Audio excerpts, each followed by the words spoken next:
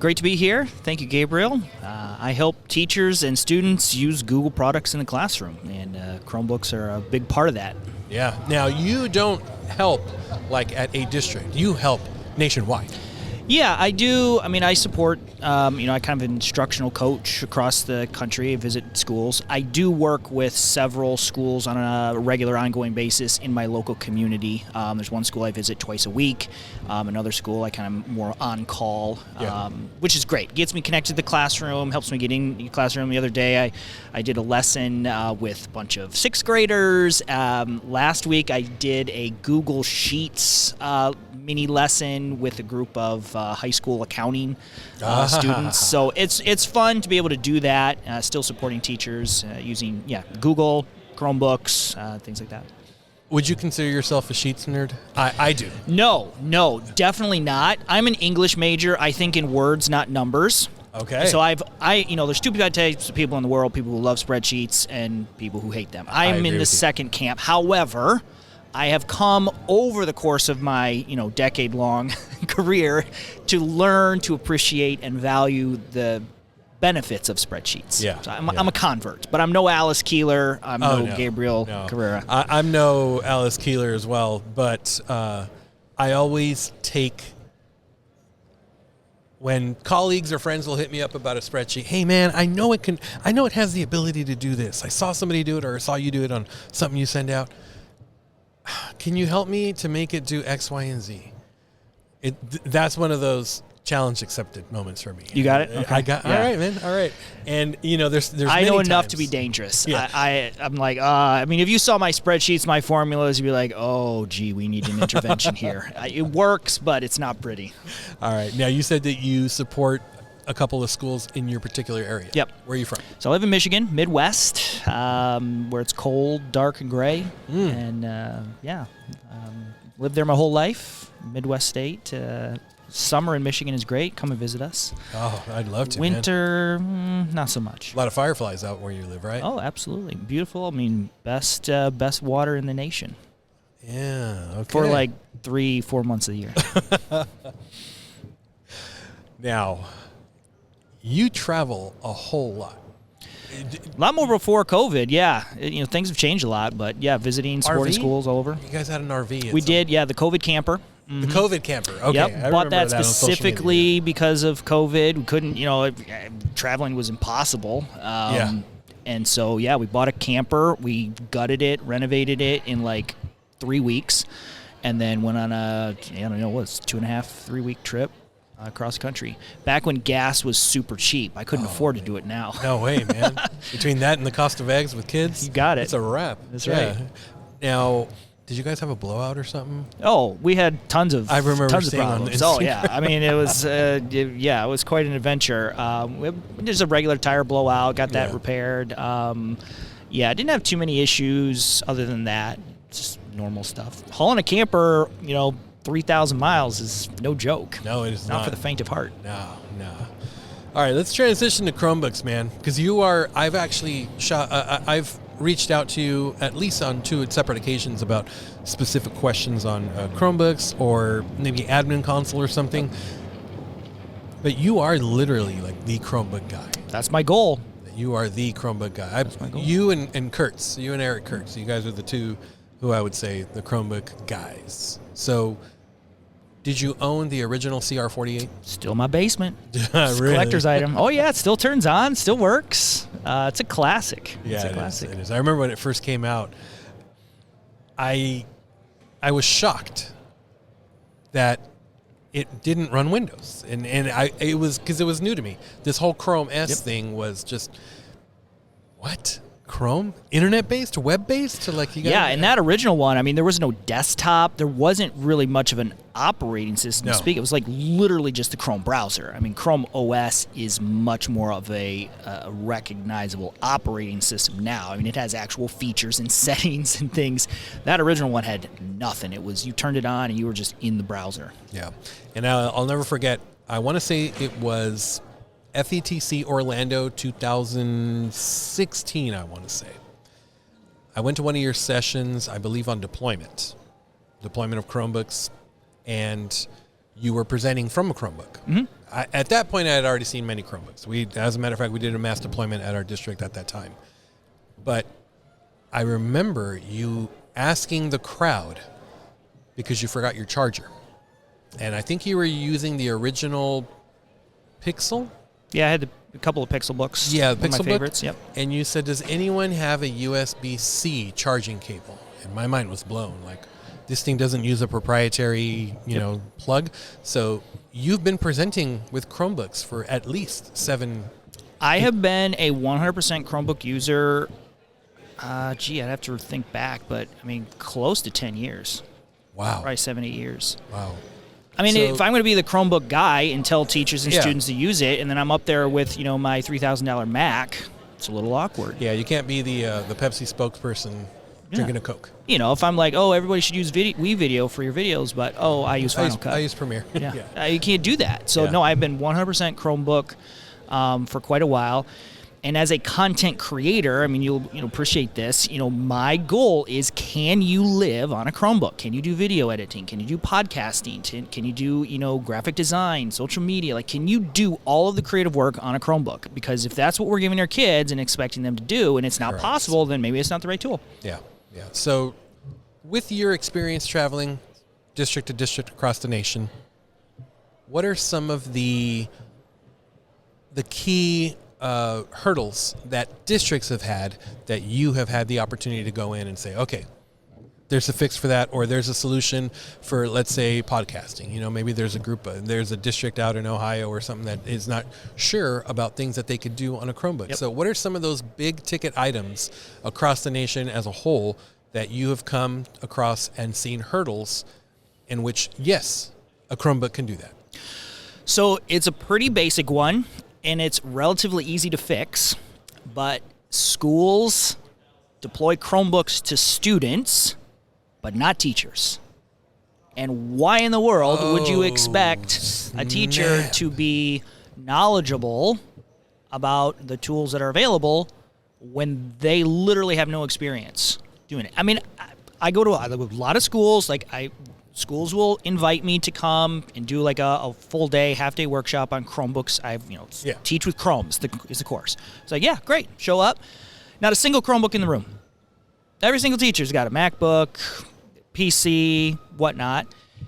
And look, I understand. I mean, you understand, the Chrome browser and a Chromebook, I mean, it's like 75% the same. Yeah. But if you never have had the experience of using a Chromebook for a period of time, like, teachers don't, it's not their fault, but they just don't understand, like, when you send that link to that Microsoft Word, document or PowerPoint thing, it opens, but it's a different experience for a student.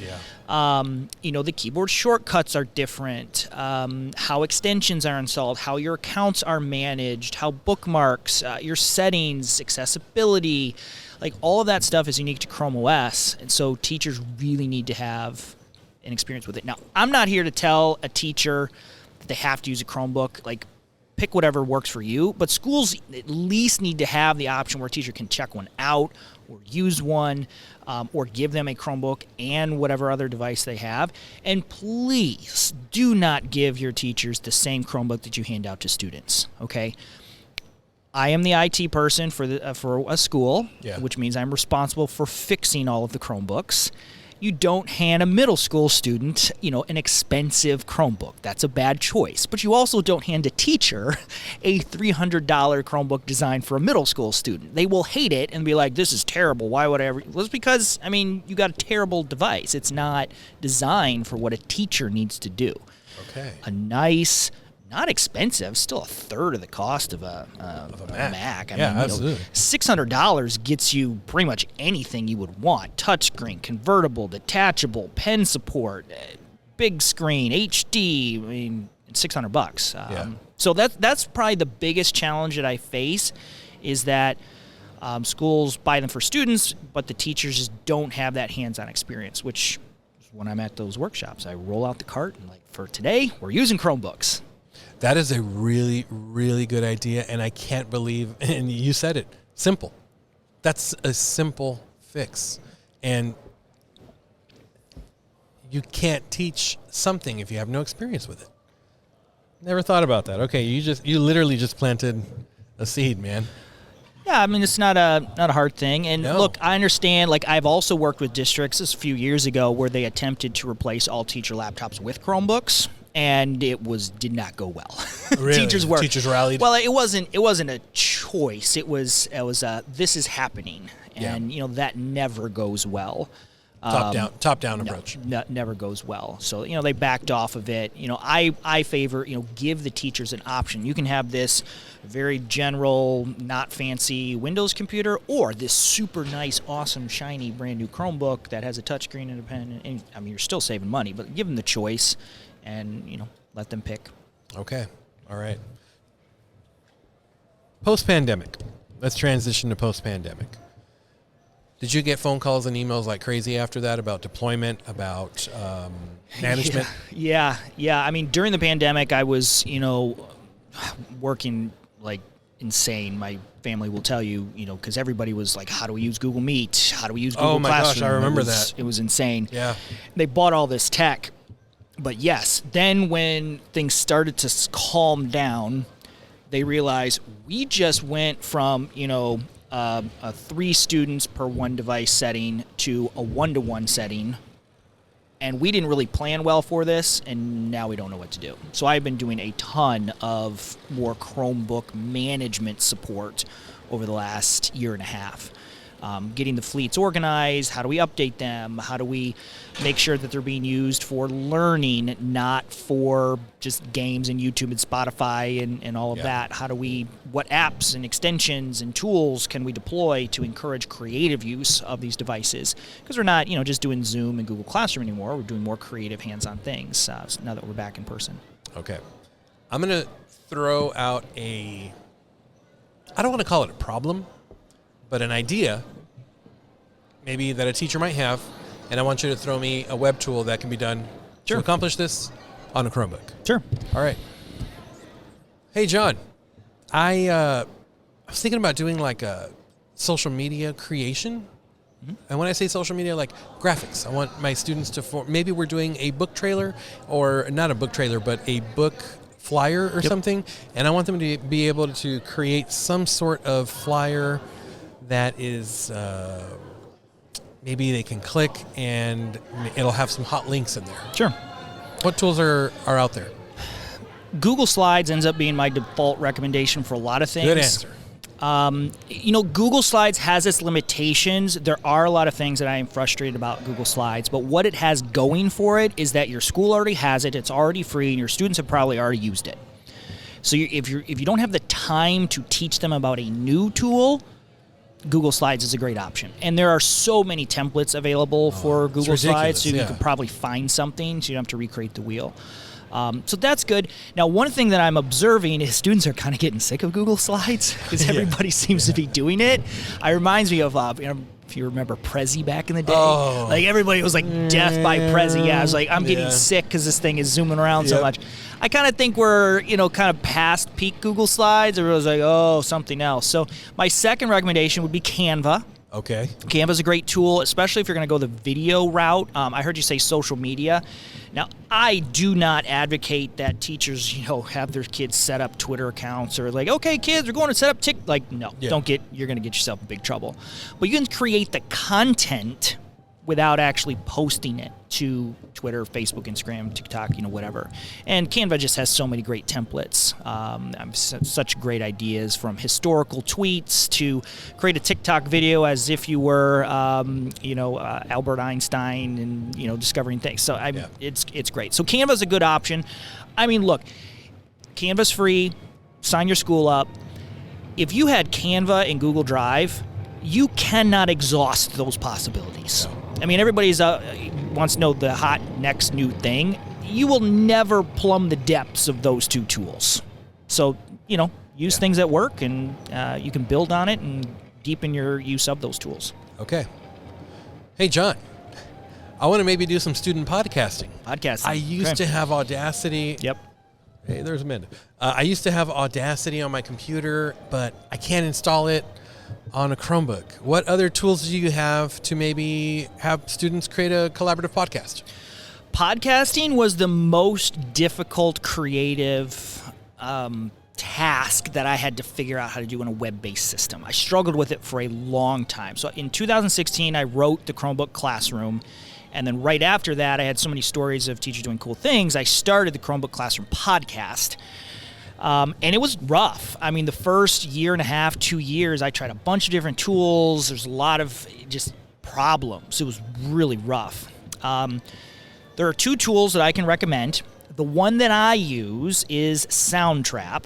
Now, I pay for it. You can use it for free, but there are limits. You know, if you're going to do a lot of projects, you're going to end up having to pay for it. If you're just doing kind of one-off, you'll be fine. Soundtrap is great, kind of like GarageBand for the web. Then there's another one that is completely web-based, completely free. It's called Cloud Audio Recorder. It's a little funky. It's in its growing stages. Yeah, I mean, it's just kind of it's one of those pet projects from a guy who just like does it on the side. Like there's no monetization plan. He's just like, hey, I wonder if we can do this. And so, you know, it doesn't have a huge user base and support and all of that. But it's good for short projects. It's the only tool that allows multi-track editing for free.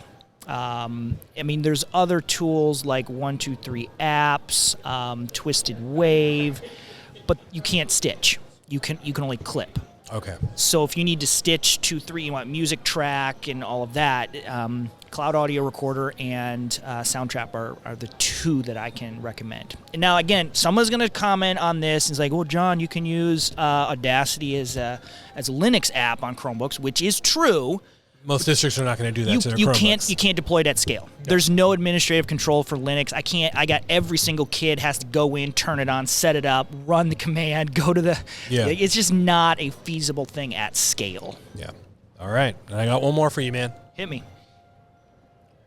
I want my students to create video projects. We used to use... that one on Mac, I can't even think of the name. Oh, iMovie? iMovie. We used to use iMovie, but they took away our iPads, or they took away our Mac Lab. And I'm super mad because I don't have my iPads anymore. Yeah, I've heard exactly. That, yeah. So what tool can you give me for video editing? So video is strangely, video is easier than audio because nobody just wants to edit audio. But video editing, you know, everybody wants to get on the video game. So there's a lot of options. It really comes down to what type of video project you're trying to create.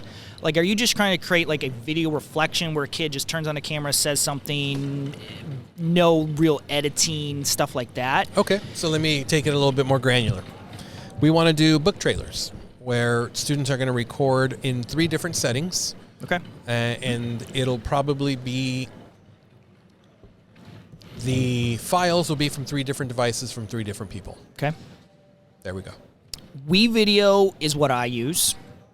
Similar to Soundtrap. You can use it for free, but there are limits. It's a time limit, so you want to make sure that your project, I can't remember, I think it's like 5 minutes. Yeah. Make sure your project requirements are less than 5, otherwise you'll get yourself in a lot of problem. So WeVideo is fine. Canva is one of my favorites currently. They added a video editor. My concern with WeVideo is there's too many options. Like, you can really get lost in it. You can transitions and there's just a lot of stuff. Canva is a much simpler video editor.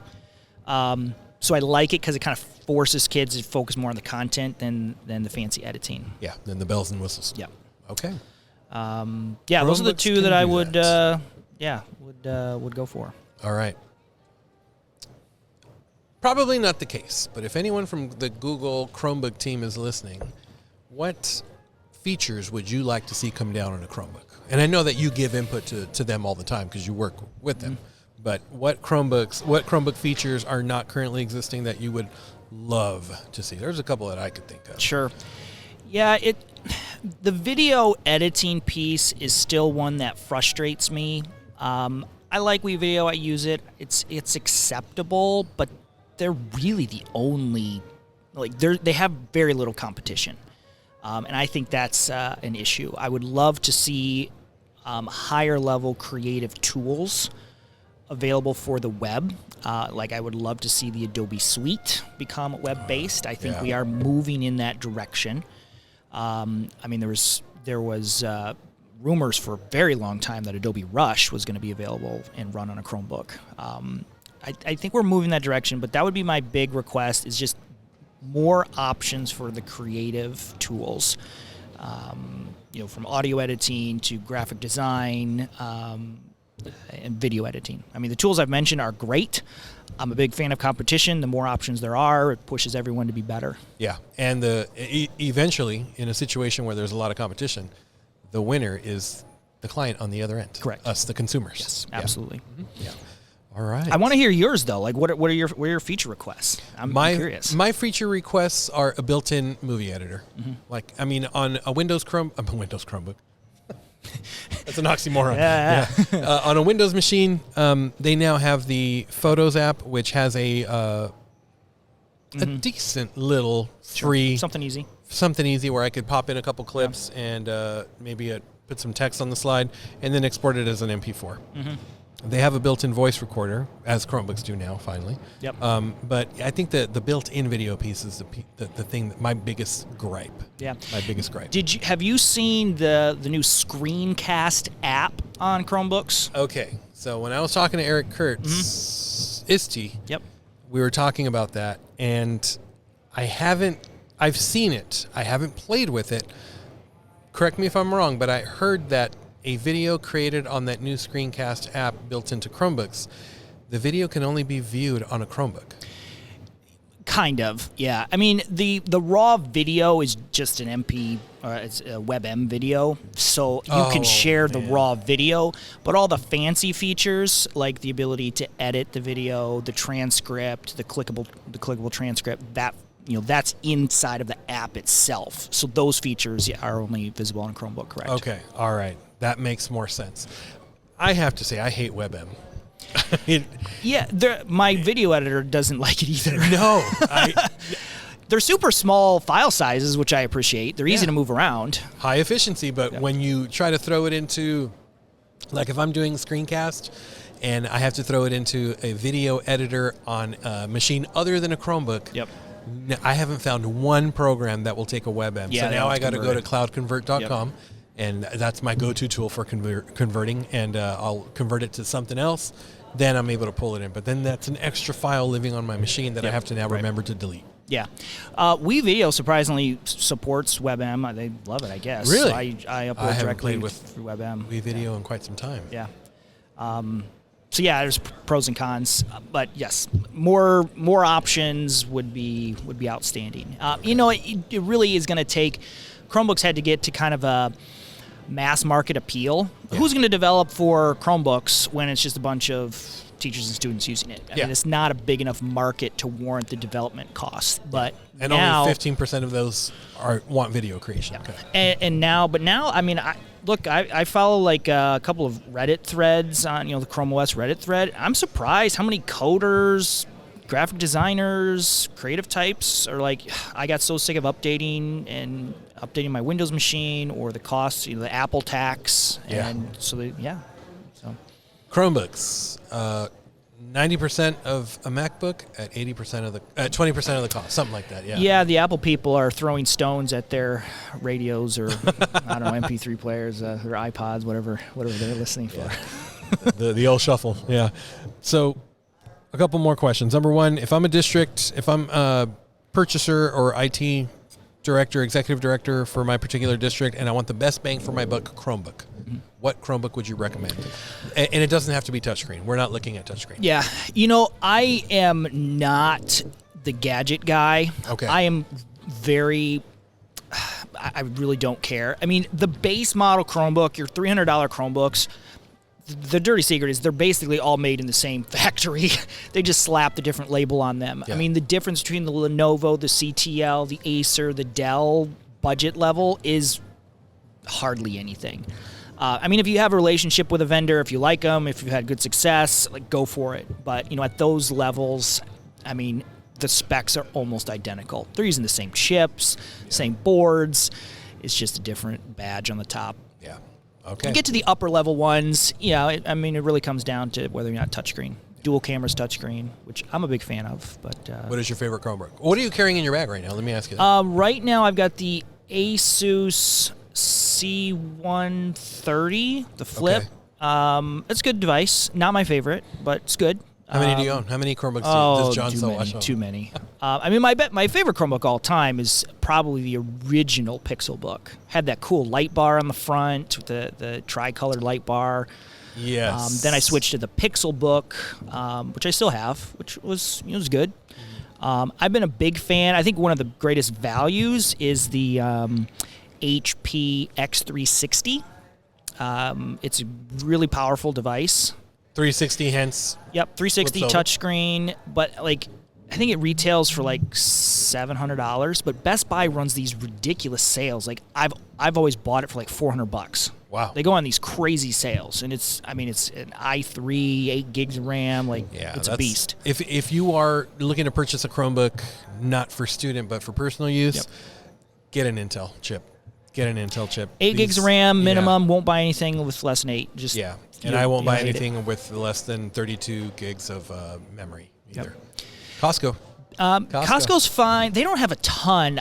Best Buy has always had the best options. Like, I'll go look at their open boxes. A lot of people will buy one of these because they're cheap, and then they realize that this is not a Windows computer. And then they'll return it. So, Best Buy is the best. Stay off of Amazon. Amazon is a hot mess for buying Chromebooks. Okay. Because they're I don't think I've ever bought one from there. The listings are out of date. Like, you're buying something that's like 5 years old. It's just, it's a mess. Best Buy is probably your best option. Nice. Now, Best Buy for listening. Please sponsor the Tech Bites podcast. And Gabriel's a great guy. Too. We can make this a traveling roadshow. We could do it.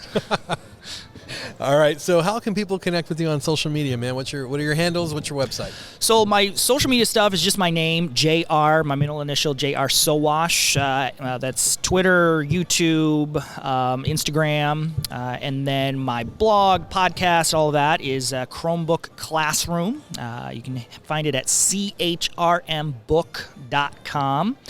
Podcast and blog and all of that. All those links are going to be in the show notes. That way you guys can click on them and connect with Mr. Sowash here and follow him on all the social media handles, man. Anything else you want to share with the listeners out there and viewers? We have something in common, actually. You and I, as far as I know, are the only two podcasters who have an intro from our children. You are correct. So I like yours. Mine, I just have each of my kids, I had them record, they say like on with the show or let's start the show. Like, so I have like 5 or 6 different recordings. I just swap them in and out. I have 5 kids, so everybody has to get a spot or they get mad at me. Yeah. So yes, from one father to another. Thanks for and I have my wife on mine. You got she does the first part? Yeah.